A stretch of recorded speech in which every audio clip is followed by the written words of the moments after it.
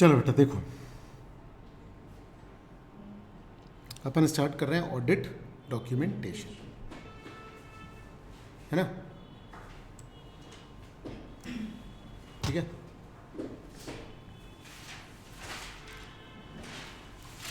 छोटा सा प्यारा सा एक स्टैंडर्ड ही है एक्चुअली में, ऐसे 530, हाँ सॉरी 230, ठीक है।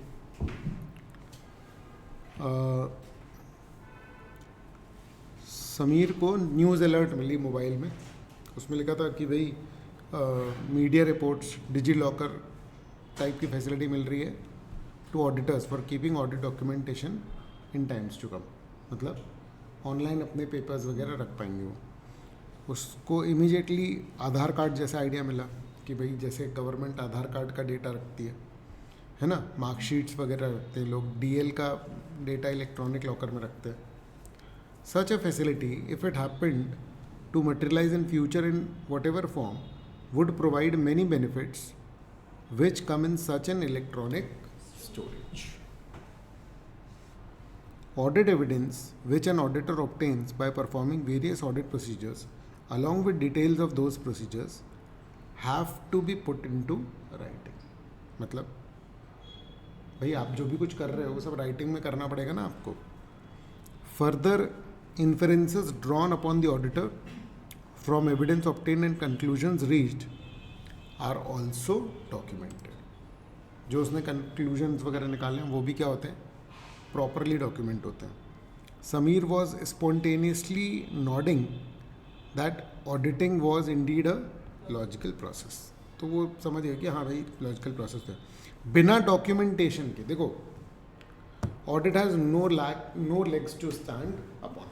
क्यों, मतलब क्या मतलब, तुम किसी को बोलोगे हमने ऑडिट किया, उसका कोई मतलब नहीं है जब तक कि आपके पास डॉक्यूमेंटेशन नहीं। देखो यार, कल को किसी एंटिटी में फ्रॉड निकला तो लोग क्या बोलेंगे ऑडिटर से, क्या किया तुमने? तो वही उसको दिखाने के लिए क्या चाहिए, डॉक्यूमेंटेशन। यानी जितने भी ऑडिट होते हैं सबका डॉक्यूमेंटेशन होता है। ये क्लियर है? तो डॉक्यूमेंटेशन ही ऑडिटर के लिए एविडेंस। देखो एक एविडेंस जो ऑडिटर कलेक्ट कर रहा है उसको अपने पास रखेगा ताकि वो भी एविडेंस के तौर पर दिखा पाए ना कि हाँ भैया हमने चेक किया था। देखो समझ में आ रहा है? कल को गड़बड़ निकली तो दिक्कत हो जाएगी। ये क्लियर है? ठीक है। तो without proper documentation he was also mewling over the fact that audit documentation throws up a sort of protective shield around the auditors. If the auditor plan and perform his work professionally, his working papers will come to his rescue in case the situation, any such situation arises. Conclusions reached by him can be traced to his working papers. तो ये importance है documentation की, है ना? तो अब वो समझ गया कि भाई शेखर के जो सीनियर है कि उसको बार बार बोलते रहते हैं कि मेल पे लो सारी चीज़ें, क्योंकि डॉक्यूमेंटेशन से डिफरेंस क्रिएट होता है। आपने कोई चीज़ चेक कर ली है, अगर आपके पास इस बात का सबूत नहीं है कि आपने कैसे चेक किया तो फिर लफड़ा हो जाएगा। क्लियर है ना? अब ऑडिट डॉक्यूमेंटेशन ऐसे 230 deals with auditors responsibility to prepare audit documentation for an audit. It is to be adopted as necessary in the circumstances when applied to the audit of the other historical financial information. ये last वाली है जो बने थे वही वाले हैं ना? ओके ठीक है। The specific documentation requirements of other standards do not limit the application of this standard. ठीक है, क्या बोल रहे हैं? कह रहे देखो दूसरे स्टैंडर्ड कुछ भी बोले, ये स्टैंडर्ड इन एडिशन टू है। अरे समझ, मतलब किसी स्टैंडर्ड ने बोला कि भैया 4 डॉक्यूमेंटेशन कर लेना, ये बोल रहा 5 कर लेना, तो 5 कर लेना।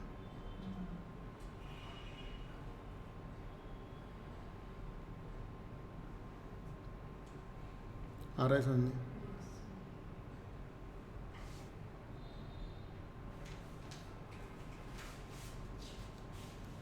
laws or regulations may establish additional documentation requirements.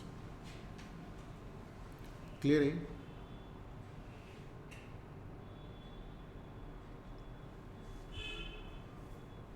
फिर क्या है? Definition of audit documentation. Audit documentation refers to the record of the audit procedures performed, relevant audit evidence obtained, and conclusions the auditor reached. समझे? Working papers को work papers, working papers ये सब बोलते हैं. Audit documentation को working papers भी बोला जाता है. ठीक है? तो ये क्या क्या है? जो भी तुम प्रोसीजर परफॉर्म कर रहे हो हर चीज़ का रिकॉर्ड है, और जितने भी तुमने एविडेंसेस निकाले उन सब चीज़ों का रिकॉर्ड है. जितने भी कंक्लूजन तुमने रीच किए, देखो पूरे ऑडिट का सार है इसमें. तुम समझो कि एकदम स्क्रिप्ट, स्क्रीन प्ले स्क्रिप्ट की तरह होना चाहिए. स्क्रीन प्ले समझते हो कि भाई आप कोई चीज़ पढ़ रहे हो और उसकी आपको एकदम मूवी चल जाए माइंड के आगे. ऐसा होना चाहिए आपका डॉक्यूमेंटेशन कि देखो मैं दरवाजे से एंटर हुआ तो मेरे को मैनेजर दिख गया तो मैंने उसको इतना नहीं, लेकिन एक पॉइंट बता रहा हूँ कि मैंने उससे ये पूछा, उसने ये जवाब दिया. समझना रहे? ठीक है ना? थोड़ा सा शक हो रहा था या कुछ भी, आप कुछ भी लिख सकते हो. समझना रहे? एक है कि ऑफिशियल रिक्वायरमेंट्स कितनी है, एक है आपका पर्सनल सेटिस्फेक्शन कितना डॉक्यूमेंटेशन करने का है. क्लियर है? ऑब्जेक्टिव क्या है ऑडिटर का डॉक्यूमेंटेशन को लेकर के? Sufficient and appropriate record of the basis of the auditor's report. आ रहा है समझ में? क्या ये आपकी जो रिपोर्ट बनेगी ना, उसका जो बेसिस है वो क्या है? वो इससे डिराइव हो रहा है. ठीक है? And evidence that the audit was planned and performed in accordance with SAs and applicable legal and regulatory requirements.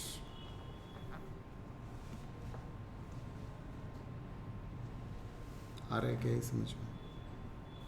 मतलब देखो ऑब्जेक्टिव जो है वो क्या है कि भाई मैं पूरा रिकॉर्ड पेश कर पाऊँ. मैंने जो रिपोर्ट दी है उसका बेसिस मेरे पास पूरा रिटन में एविडेंस के तौर पर होना चाहिए. क्लियर है? और मैं ये भी बताना चाहता हूँ, देखो मैंने पूरा प्लान किया, पूरा परफॉर्म किया, स्टैंडर्ड सारे निभाए, कंपनीज एक्ट सारा निभाया, मैं ये साबित कैसे करूँगा? अपने डॉक्यूमेंटेशन से. आ रहा है समझ? क्लियर है? ये देखो evidence that audit was planned and performed in accordance with SAs. ठीक है?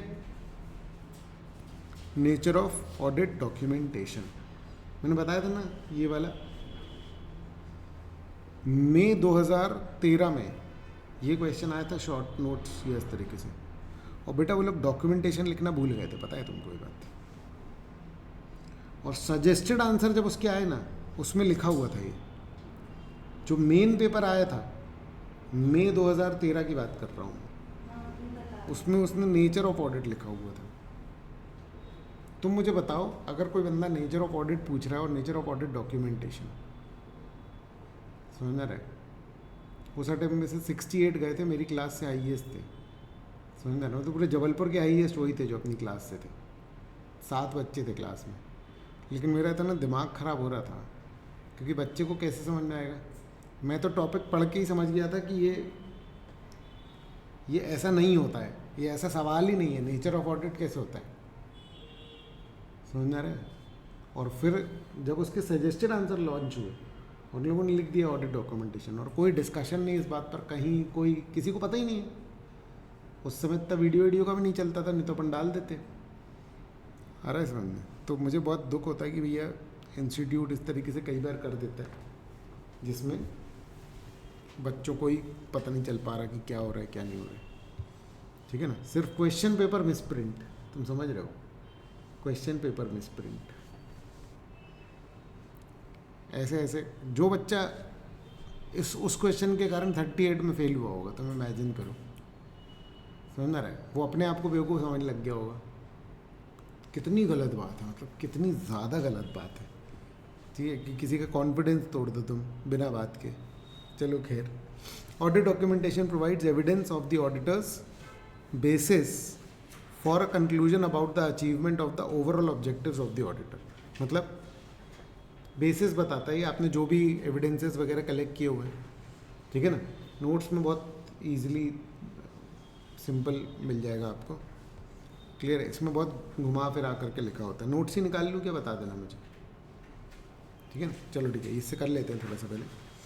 तो ऑडिट डॉक्यूमेंटेशन से क्या मिलता है, सारे जितने भी ऑडिटर ने अपने कंक्लूजन्स बनाए उसका बेसिस इससे मिल जाता है। क्लियर है? और ऑडिट डॉक्यूमेंटेशन से क्या मिलता है, एविडेंस कि भैया सब कुछ लीगल रिक्वायरमेंट्स के हिसाब से, स्टैंडर्ड्स के हिसाब से है। ये देखो, समझ में आ रहा है? तुमने बोला था कि ये इसको इतनी डेप्थ में चेक करना है, इसके 10 वाउचर चेक कर लेना, देखो 10 वाउचर की लिस्ट है। आ रहा है समझ में? तो हम लोग सबूत के तौर पर नॉर्मली क्या लिखते हैं, वाउचर नंबर लिख लिया, उसकी डिटेलिंग डाल ली। आ रहा है ये समझ में? ठीक है ना?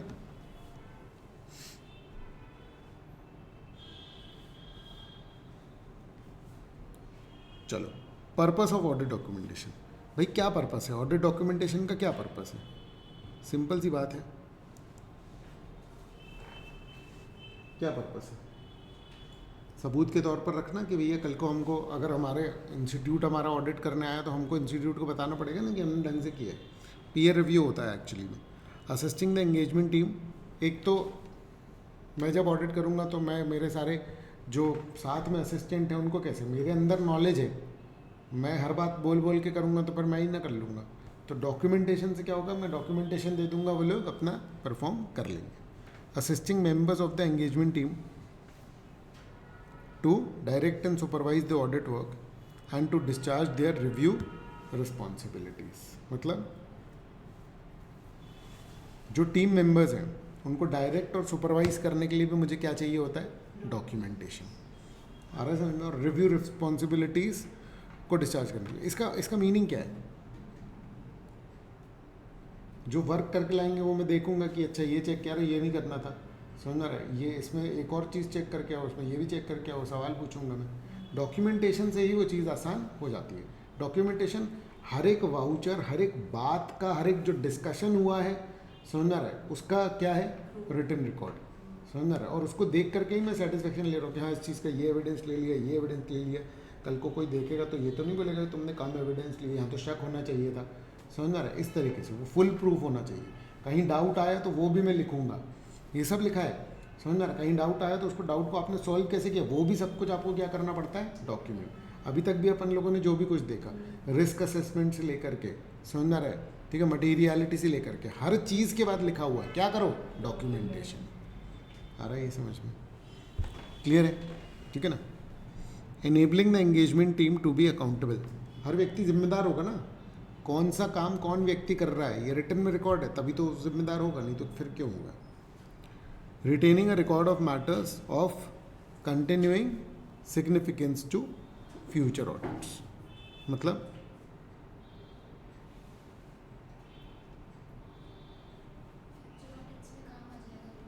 अब इस बार कर लोगे तो फिर दिख जाएगा ना क्या क्या चेक करते हैं, तो अगली बार काम आ जाएगा। वैसे ये ऑफिशियल नहीं बोलते लेकिन यही होता है। मतलब ऑफिशियल क्या होता है कि उस साल का अपलोड कर दो और सबके पास से अलग कर दो, कॉन्फिडेंशियलिटी होती है, क्लाइंट का डेटा इधर उधर नहीं जाना चाहिए। प्रैक्टिकली थोड़ा सा ऐसा रहता है कि कहीं नहीं देंगे डेटा, पर अपने स्टाफ को अगले साल ऑडिट करने के लिए तो काम आ जाएगा। ठीक है? Enabling the conduct of quality control reviews and inspections in accordance with SQC 1, मतलब स्टैंडर्ड्स ऑन क्वालिटी कंट्रोल जो है, ठीक है, क्लियर है? फिर enabling the conduct of external inspections in accordance with the applicable legal, regulatory और other requirements. मतलब कल को बाहर से हमारा कोई इंस्पेक्शन हो तो हम बता पाएंगे कि नहीं हम अच्छे से ऑडिट करते हैं। और स्टैंडर्ड्स ऑन क्वालिटी कंट्रोल में इंस्टीट्यूट नहीं बोल रखा है कि इन बातों का ध्यान रखना। हम कैसे साबित करेंगे हमने इन बातों का ध्यान रखा? डॉक्यूमेंटेशन के थ्रू। क्लियर है? क्लियर है? है ना? फिर क्या है,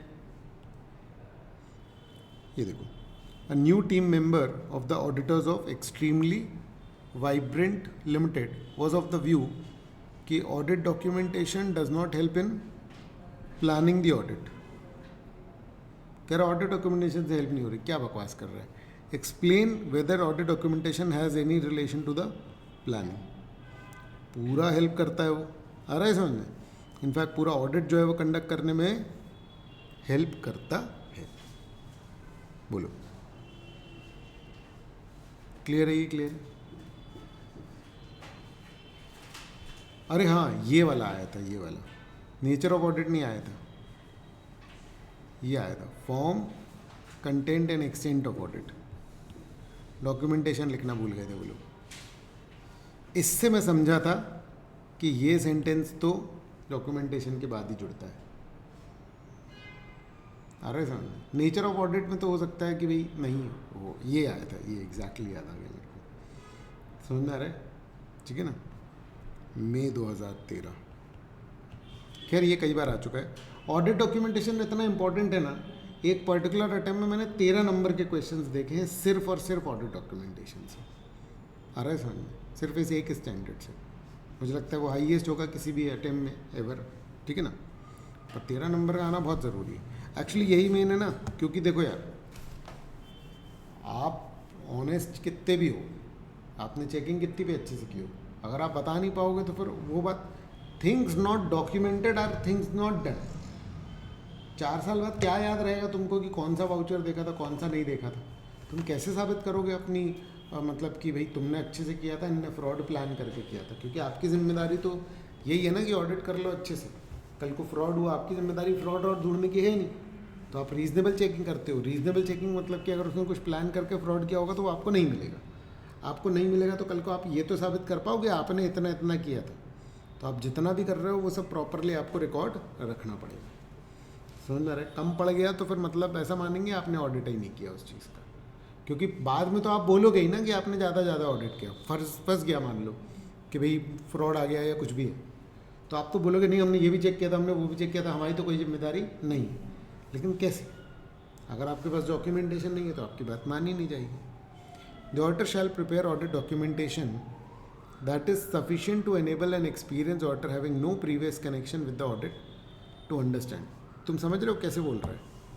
कह रहा है ऑडिट डॉक्यूमेंटेशन आपका क्या है, हेडिंग क्या है? फॉर्म, फॉर्मेट, कंटेंट क्या क्या होना चाहिए, एंड एक्सटेंट कितनी डिटेल में आप बनाओगे ऑडिट डॉक्यूमेंटेशन। तो उसके पहली लाइन ये है कि ऑडिट डॉक्यूमेंटेशन ऐसा हो कि एक आम ऑडिटर, समझ में आ रहा है? ठीक है, इसको पढ़ करके, आपके ऑडिट डॉक्यूमेंटेशन को पढ़ करके ये सब समझ जाए। अब ये पॉइंट्स जो है समझ में आ रहा है?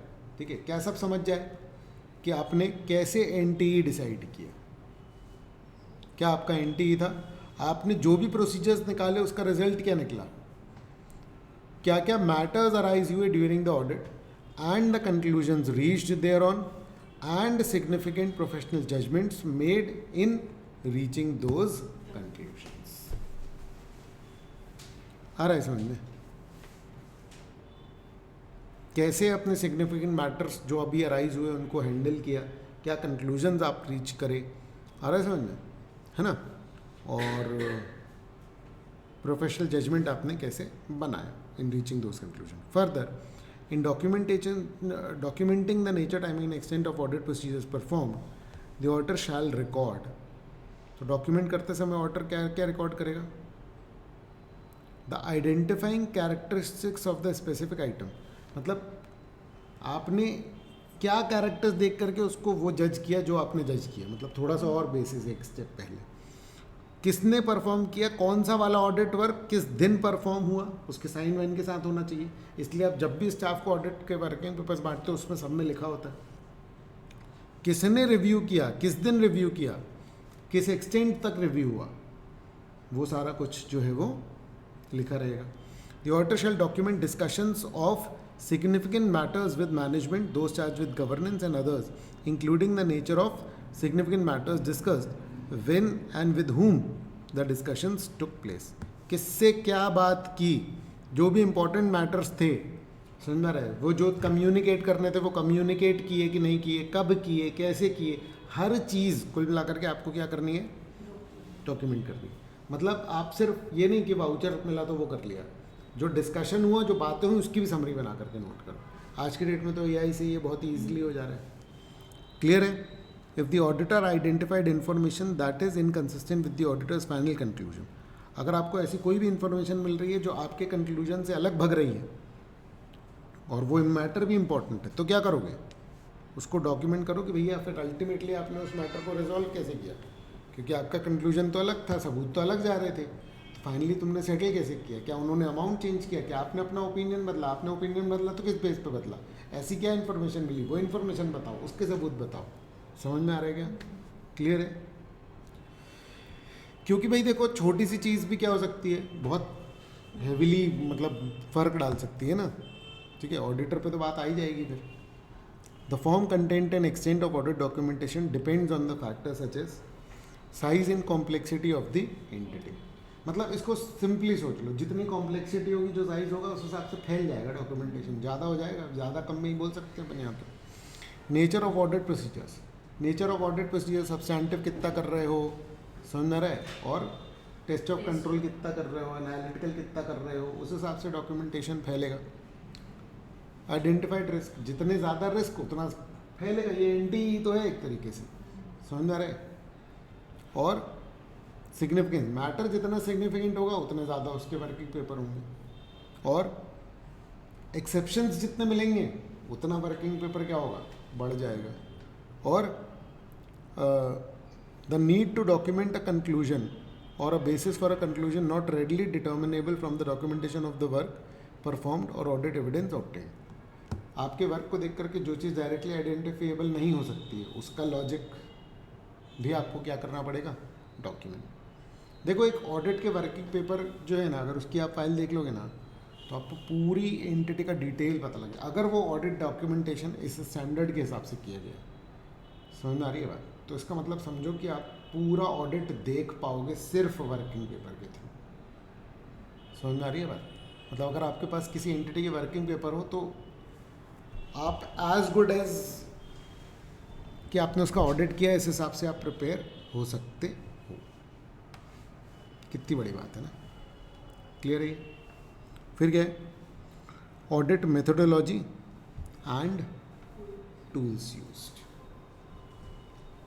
क्लियर है?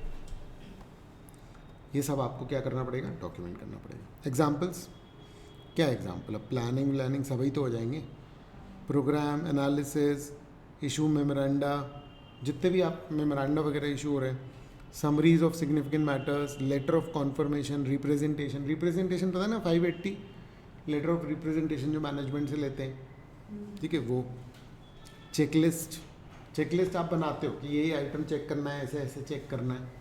क्लियर है? ठीक है। फिर correspondence including email concerning significant matters, important matters को लेकर के आपका क्या वार्तालाप हुआ, आपका मतलब कागजी कार्यवाही क्या हुई, समझना रहे वो। क्लियर है? फिर द ऑडिटर में include copies of the entities record, entity के रिकॉर्ड की भी कॉपी हम रखेंगे कि ये देखा था, ये देखा था, 100% नहीं लेकिन कुछ, समझ आ रहा है? ठीक है। ऑडिट डॉक्यूमेंटेशन सब्स्टिट्यूट नहीं है, क्या के लिए एंटिटी, देखो कैसी बात कर दी, audit documentation is not a substitute for entities accounting record. पता चला ऑडिटर के डॉक्यूमेंट से अकाउंटिंग बना सकते हैं, हम नहीं बना सकते भाई, कुछ सबूत ले लेता है वो, समझ रहा है। लेकिन आप ये मत समझो कि पूरे अकाउंटिंग रिकॉर्ड की कॉपी है उसके पास। क्लियर है? वो तो ये साबित करने के लिए कि उसमें से 10 वाउचर चेक किए, तो वो 10 वाउचर बता देगा पूरे डॉक्यूमेंटेशन या उन सब में से, है कि नहीं? हो सकता है उसके पास पूरा वो ना हो, मतलब उसने देखा हो ऐसा नहीं है, क्योंकि पूरा देख के उसमें से ही उसने 10 निकाले होंगे, पर उसके पास नंबर होंगे, हो सकता है बस। ठीक है। Auditor need not include in the audit documentation superseded drafts of working papers and financial statements, notes that reflect incomplete or preliminary thinking, previous copies of documents and corrected for typographical or other errors and duplicates of the document। मतलब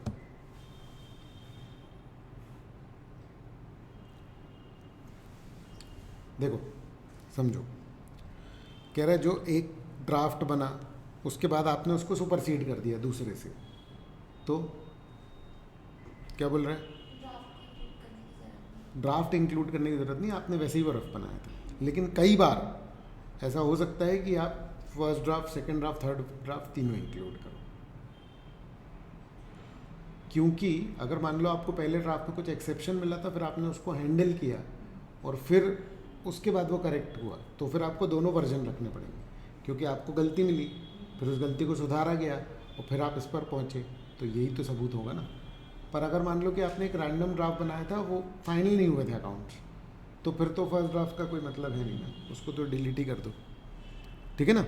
preliminary thinking है ना, notes that reflect incomplete और preliminary thinking, previous copies of document, एक ही document जो final नहीं हुआ था उसकी प्रीवियस कॉपी, ये सब तो और बुरा हो जाएगा तुम्हारे लिए, आ रहा है समझ में, ठीक है ना। जिसमें टाइपोग्राफिकल एरर थे, डॉक्यूमेंट के डुप्लीकेट है, ये सब की ज़रूरत नहीं।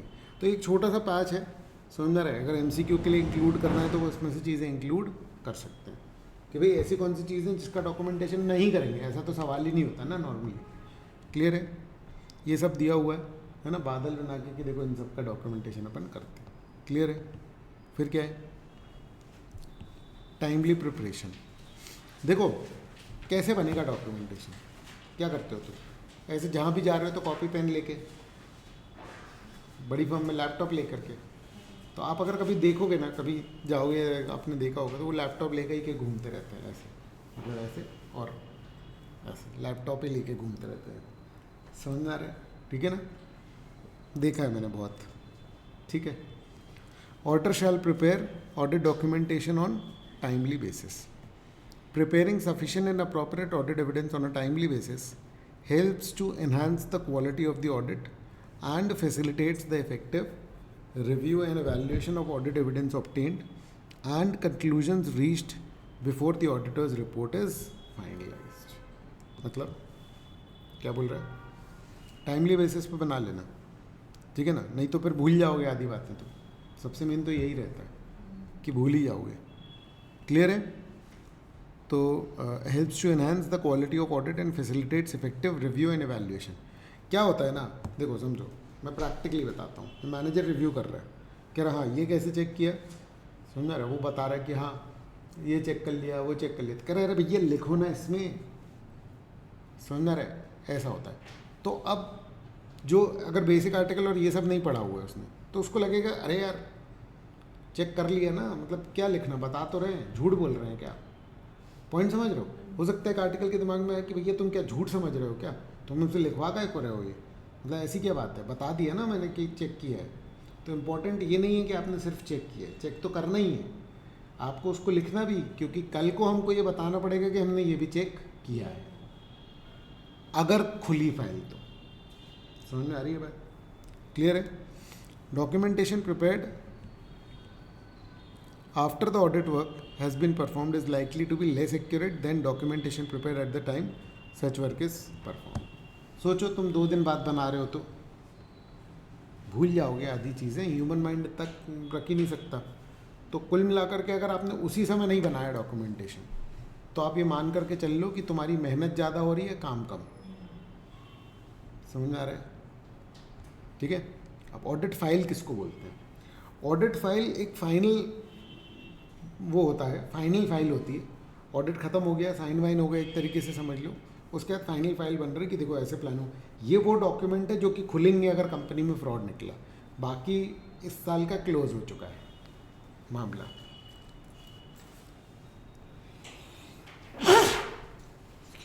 ठीक है, ऑडिट फाइल में बी डिफाइंड एज वन और मोर फोल्डर्स और other storage media in physical और इलेक्ट्रॉनिक फॉर्म, जिसमें पूरा रिकॉर्ड है, एक पर्टिकुलर ऑडिट का पूरा रिकॉर्ड है।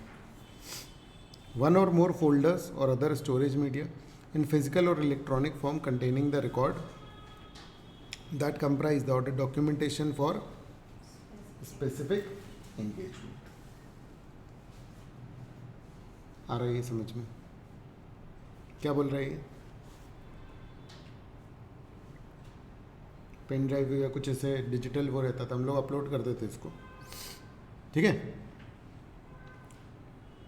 ठीक है। फिजिकल फॉर्म में, पहले तो फिजिकल फॉर्म में ही रखते थे, फिर बाद में क्या हुआ, फिजिकल फाइल भी रखते हैं और उसका पूरा स्कैन करके अपलोड कर देते हैं, ठीक है। पूरी नंबरिंग वंबरिंग करके बहुत प्रॉपर बना करके रखते हैं, क्योंकि कल को खुलेगा तो फिर यही सब तो लगेगा। क्लियर है ना। तो while auditing the books of Very Careful Limited for the financial year 2021, team member जो है was of the view that with regard to the audit of the company कोई रिलेशन नहीं है ऑडिट फाइल का और ऑडिट लो कह रहा audit file और ऑडिट डॉक्यूमेंटेशन की ही तो पूरी फाइल बनेगी। कैसी बातें कर रहे हैं, आ रहा है समझ में? ऑडिट फाइल में भी डिफाइंड एज वन और मोर फोल्डर जिसमें सारा ऑडिट डॉक्यूमेंटेशन होता है एंगेजमेंट का। Auditor shall assemble the audit documentation in an audit file, complete करेगा पूरा एडमिनिस्ट्रेटिव प्रोसेस, पूरी नंबरिंग करेगा, शीट इट उसमें सेपरेटर और वो सब लगाएंगे, समझ आ रहा है? After the date of the auditor's report. Clear है? Assembly of the final audit file, यही है वो, है ना? The auditor shall assemble the audit documentation in an audit file. देखो आप इस बात को समझो, हमने एक चैप्टर पढ़ा, कितना सारा, कितना लेंदी चैप्टर, और ये 10 पेज का एक चैप्टर बना दिया इन्होंने। ये तो किसी भी चैप्टर में इंक्लूड हो जाता ना। इसको सेपरेट चैप्टर देना, इसको रिस्पेक्ट देना है, इसको इज्जत देना है, इसकी इम्पोर्टेंस बताना है, समझ आ रहे? सिर्फ ऑडिट डॉक्यूमेंटेशन के नाम पर चैप्टर है, समझ आ रहे? तो that is the importance of documentation. Her standard में लिखा हुआ है डॉक्यूमेंटेशन के बारे में, और डॉक्यूमेंटेशन पे एक अलग स्टैंडर्ड है। क्लियर है? ठीक है ना? बाकी बात बहुत सिंपल सी है, हर चीज़ डॉक्यूमेंट करनी है, आ रहा है समझ में? ठीक है ना? लेकिन वो फिर भी बोल करके बता रहा है, देखो ये कर रहे हो, अच्छा ये भी डॉक्यूमेंट कर लेना, ये कर रहे हो, ये भी डॉक्यूमेंट कर लेना, ऐसा। SQC1 quality control for firms that perform audits and review of historical financial information and other assurance and related services requires firms to establish policies and procedure for the timely completion of the assembly of the audit files। आ रहा है समझ में? क्या बोल रहा है? क्या बोल रहा है? SQC1 में लिखा हुआ है क्या कि पॉलिसी प्रोसीजर बनाना काहे के? Final assembly of the audit file के लिए। क्लियर है? ठीक है ना? देखो 99% केसेस, 99.9% केसेस में इसकी ज़रूरत नहीं पड़ती, और वो जो 0.1% है वो पूरी फर्म को खा सकता है। आ रहा है समझ में? ठीक है ना? तुम्हें पता है वर्ल्ड की नंबर 1 फर्म हुआ करती थी एक, आर्थर एंडरसन नाम था उसका। कोई नाम नहीं सुनता, हम लोगों ने आर्थर एंडरसन करके, हमने इसलिए नाम सुना हुआ है क्योंकि हम लोग के सामने वो केस आया था 2003-4 के टाइम पे, या 2-3-4 ऐसे कुछ थी, जब वो डूबी थी। वर्ल्ड की इकलौती सबसे बड़ी फर्म, समझ रहा है? पूरी फर्म बर्बाद हो गई थी। क्यों? एनरॉन करके कंपनी था, उसका ऑडिट ढंग से नहीं हुआ था। आ रहा है समझ में? ठीक है? इतनी केस स्टडीज चली थी उसकी, समझ रहा है कि मतलब बहुत ही ज़्यादा, मतलब कुल मिला करके। खैर, एन अप्रोप्रिएट टाइम लिमिट, ये टाइम लिमिट 60 दिन का है मैक्सिमम। क्या करना पड़ेगा आपको 60 दिन के अंदर अंदर? ठीक है?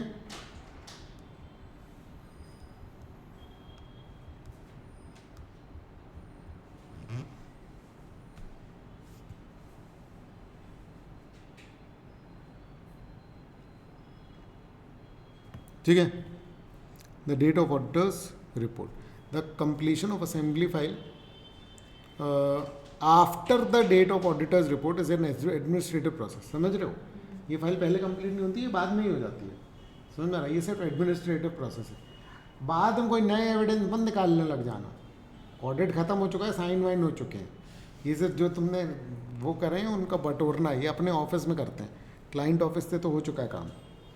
चेंजेस में however be made to the audit documentation during the finally assembly process if they are सिर्फ एडमिनिस्ट्रेटिव नेचर का, टेक्निकल नेचर का काम नहीं कर रहे हो आप, जब इकट्ठा कर रहे हो paper work, final audit file की असेंबली करना, मतलब समझ गए?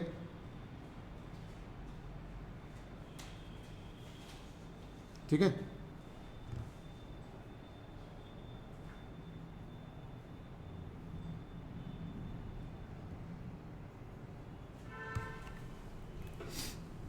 Example of such firms, such changes: deleting or discarding suspended documentation, sorting मतलब सॉर्ट कर लेना कि क्या पहले आएगा क्या बाद में, कोलेटिंग, क्रॉस रेफरेंसिंग, है ना, डेटर्स के साथ सेल चेक हुआ था या कुछ भी, आप इस पॉइंट ऑफ व्यू से उसको बनाओगे कि कल को खुलेगी फाइल तो कैसे चेक होगी, समझ में आ रहा है? Signing off completion checklist relating to the final assembly process, documenting audit evidence that the auditor has obtained, discussed and agreed with the relevant members of the engagement team before the date of the auditor's report. समझ में आ रहा है कि सबसे जो भी members थे सबसे प्रॉपर सारा डेटा जो है वो कलेक्ट कर लिया गया है, आ रहा है समझ में? ठीक है ना? और ऑडिट रिपोर्ट के पहले ही, ठीक है?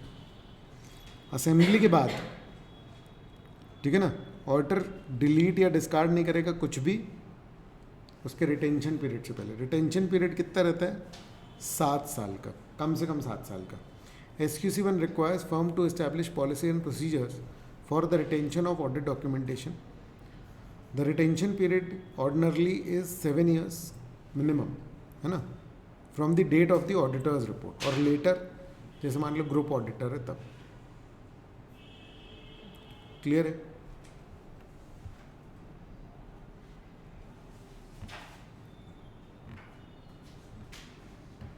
फिर क्या है? डॉक्यूमेंटेशन ऑफ सिग्निफिकेंट, नहीं तो अब इतना पुराना तो देखो एक लिमिटेशन एक्ट है ना, इतने पुराना तो सबूत अबूत वो सब भी मिलना बहुत मुश्किल रहता है, हो जाएगा। देखो समझो रिटेंशन पीरियड इसलिए ही है, ठीक है ना, कि भैया 10 साल पुराना 10 साल में निकल जाए तो रेलेवेंट है, नहीं तो उसकी रेलेवेंस ख़त्म है। ऑर्डर पे नाम नहीं आएगा, ऑर्डर बोलेगा हमारे पास नहीं है, हमने अलग कर दिया। हमको कितने साल बोला था? 10 साल, 7 साल बोला था, 8वें साल के बाद नहीं है हमारे पास डॉक्यूमेंटेशन, खत्म हो गई बात। हमने तो अच्छे से किया था ऑडिटर, अब ऑडिट पे बात नहीं आ सकती है, नहीं तो फिर तुम एक नया रिटेंशन पीरियड बताओ। नहीं आ रहा समझ में, है ना? फ्रॉड निकल सकता है लेकिन ऑडिटर पे बात तो नहीं आ सकती। मतलब ऐसा नहीं है कि उनको बोला कि 7 साल तक रिकॉर्ड रखना है अपना, उनके रिकॉर्ड का अलग टाइम लिमिट है। मतलब आ रहा है समझ में? ठीक है। एक्चुअली में ना वैसे तो नॉर्मली वो 6 साल या वैसा रहता है, तो ऑडिटर का 1 साल बढ़ करके 7 साल रहता है। मतलब पहले वो 9 था तो ऑडिटर का 10 था, इसका 5 है तो वो 6 है तो 7 है। क्लियर है? देखो 5 साल एक जेनरिक टाइम पीरियड है, वो बढ़ के वो 7 हो गया। ये 5 साल बाद कोई चीज़ तुमको मिल भी जाएगी तो कोई रिलेवेंस उसका ख़त्म हो जाता है ऑलमोस्ट। समझ में आ रहा है कि दुनिया ही चेंज हो जाती है यार 5 साल में। तो judging the significance of the matter requires an objective analysis of the facts and circumstances. Examples of significant matters, तो सबसे पहले तो वो मैटर जिससे सिग्निफिकेंट रिस्क आते हैं। सिग्निफिकेंट रिस्क मतलब जिसमें गड़बड़ होने की चांसेस बहुत ज़्यादा बढ़ जाए। तो results of the audit procedures indicating that financial statements could be materially misstated or a need to revise the auditor's previous assessment of risk। समझ में आ रहा है? ऑडिट प्रोसीजर्स के वो निष्कर्ष जिससे कि क्या पता लग रहा है कि हमने जो पहले रिस्क असेसमेंट किया था वो बदल रहा है। तुम समझो हम क्या बोल रहे हैं यहाँ पर, documentation of significant matter and judgements. Judgemental matter change हुए, सिग्निफिकेंट मैटर है तो फिर ये इंपॉर्टेंट हो गया, ये मुद्दा जो है ना वो बड़ा हो गया।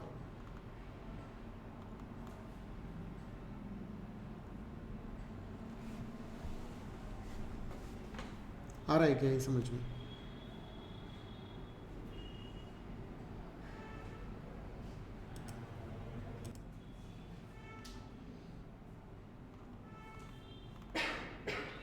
ठीक है। फिर क्या बोल रहे हैं? Circumstances that cause auditor significant difficulty in applying necessary audit procedure। ये एग्जाम्पल है कि जैसे कोई भी ऐसा सबूत मिला जिससे कि फाइनेंशियल स्टेटमेंट की गड़बड़ होने की संभावना है, तो ये तो बहुत ही सिग्निफिकेंट मैटर हो गया। अब इसको तुमने पूरा सॉल्व कैसे किया, उसकी पूरी सीरीज होनी चाहिए। ऐसा नहीं कि रैंडम पेपर्स तुमने इंक्लूड कर लिए, पूरी तुम्हें स्टोरी लिखनी पड़ेगी कि कैसे तुमको ये प्रॉब्लम मिली, फिर तुमने कैसे इसको हैंडल किया, उससे रिलेटेड सबूत। नहीं तो तुम साबित कैसे कर पाओगे? समझ आ रहा है? उसी से रिलेटेड फ्रॉड निकल गया कल को तो। समझ में आया? फिर ऐसे सर्कमस्टेंसेस जिसमें कि ऑडिटर को डिफिकल्टी हुई in applying necessary audit procedure, तो वहाँ बच के नहीं निकल सकते आप। कह रहे ये तो डिफिकल्ट था, अरे भैया डिफिकल्ट था तो होगा इसलिए डिफिकल्ट क्योंकि शायद क्लाइंट ने बनाया हो डिफिकल्ट ताकि आप ना करो, तो वो तो और फोकस एरियाज हो जाते हैं। समझ में आ रहा है? Findings that could result in the modification to the audit opinion और the inclusion of emphasis of matter paragraph. Emphasis of matter paragraph क्या होता है पता है आपको? एम्फेसिस ऑफ मैटर पैराग्राफ होता है जिसमें कि आप हाईलाइट करते हो, क्वालिफाई नहीं कर रहे हो लेकिन हाईलाइट कर रहे हो कि भैया देखो ये यूज़र शेयर होल्डर देख लेता है, हम ये नहीं बोल रहे कुछ गड़बड़ है कुछ, ये देख लेना बस, तुम ध्यान रखना ये देखो ये है कुछ इंपॉर्टेंट मैटर है जो कि फाइनेंशियल स्टेटमेंट में भी डिस्क्लोज है, हम बस उसका एड्रेस या वो सब दे देंगे जो ऑडिट रिपोर्ट में।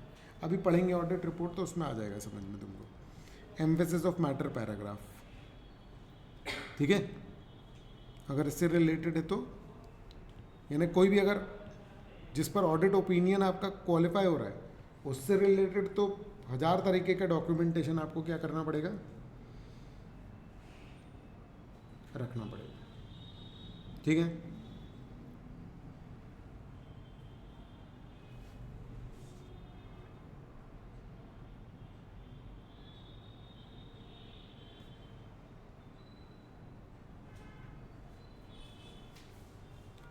An important factor in determining the form, content and extent of audit documentation of significant matters is the extent of professional judgment. देखो जितना जजमेंटल है ना मैटर उतने कागज ज़्यादा लगेंगे, सिंपल बात है। ऑब्जेक्टिव होता तो भैया बहुत सिंपल होता है ना, ये चीज़ 51% है यहाँ कर दो, 49% है यहाँ कर दो। अपन बोल रहे 49% में भी ये ज़्यादा हो सकती है, 51% में भी ये कम हो सकती है, तो फिर तो सारे ए फॉर बट लिखने पड़ेंगे, ठीक है? Documentation of professional judgements made where significant serves to explain the auditor's conclusions and to reinforce the quality of the judgement. Such matters are of particular interest to those responsible for reviewing audit documentation, including those carrying out subsequent audits when reviewing matters of continuing significance. क्या बोल रहे हैं? ये important है क्यों, किस point of view से? जो रिव्यू कर रहा है, नहीं उसी बार में जो रिव्यू कर रहा है उसके लिए बहुत ज़रूरी है, क्योंकि रिव्यू वाला थोड़ा सा सीनियर पोजीशन में होता है, समझ में आ रहा है?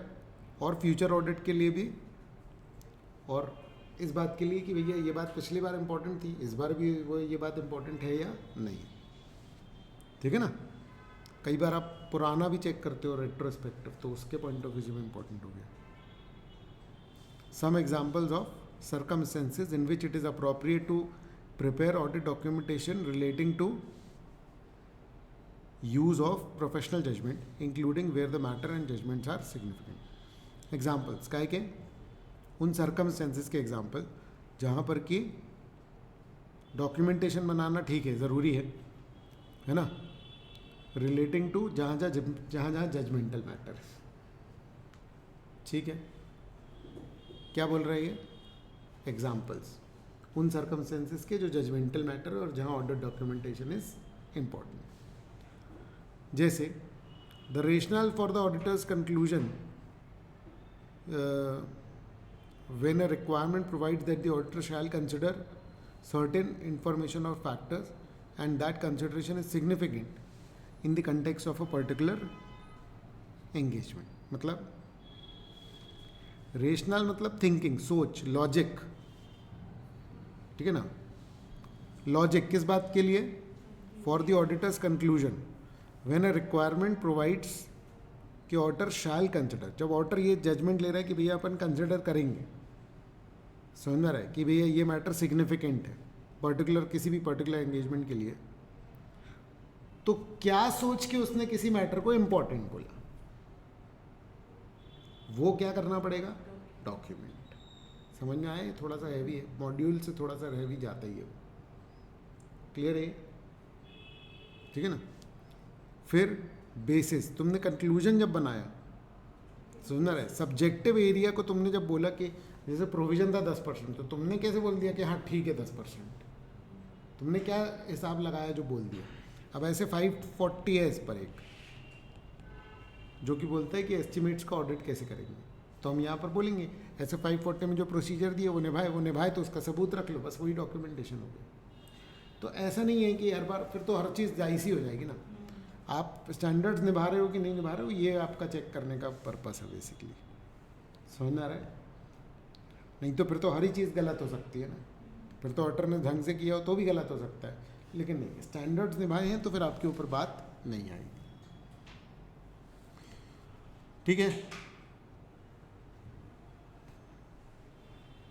The basis four auditors conclusion about the authenticity of a document when further investigation is undertaken, है ना, सच एज कि एक्सपर्ट को मैं यूज़ करूँ या ना करूँ, in taking conditions identified during the audit that cause the auditor to believe कि document may not be authentic. मतलब कोई डॉक्यूमेंट की ऑथेंटिसिटी चेक करनी है, फिर उसको ये भी जजमेंट लगाना है कि इसमें एक्सपर्ट अपॉइंट करना है या नहीं करना है, उस समय के अपनी थिंकिंग पूरी क्या करनी पड़ेगी, लिखनी पड़ेगी। क्लियर है।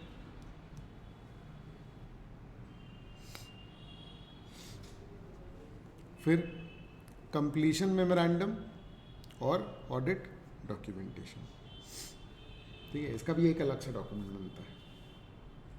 ठीक है। Auditor may consider it helpful to prepare and retain as a part of audit documentation. Audit documentation के तौर पर वो एक समरी रख सकता है जिसको कंप्लीशन मेमोरेंडम कहा जाता है। मेरे पास पढ़ा है, मैं दिखा दूंगा तुम लोग को, ठीक है ना।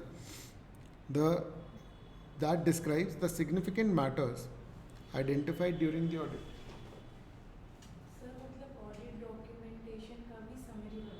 हाँ, पूरा उसका एक समरी, तो सिग्निफिकेंट मैटर्स क्या क्या हुए और कैसे कैसे उनको एड्रेस किया गया। सच अ समरी में facilitate effective and efficient review and inspection of the documentation, particularly for large and complex audit, जिसमें कि हम हर चीज़ नहीं देख सकते, तो हमको बताओ completion memorandum. Further the preparation of such a summary may assess the auditor, main matters का अलग बन गया एक तरीके से, समझ में आ रहा है। It may also help the auditor to consider कि कोई इंडिविजुअल रेलिवेंट स्टैंडर्ड ऑब्जेक्टिव, ठीक है ना, that the auditor can not achieve, that would prevent the auditor from achieving the overall objectives of the auditor. ये बात थोड़ी क्या बोलते हैं, हाईलाइट हो जाएगी कि कुछ रह तो नहीं गया, समझ आ रहा है। सिग्निफिकेंट मैटर को लेकर के किसी स्टैंडर्ड की कोई बात मुझसे छूट तो नहीं गई, आ रहा है समझ में।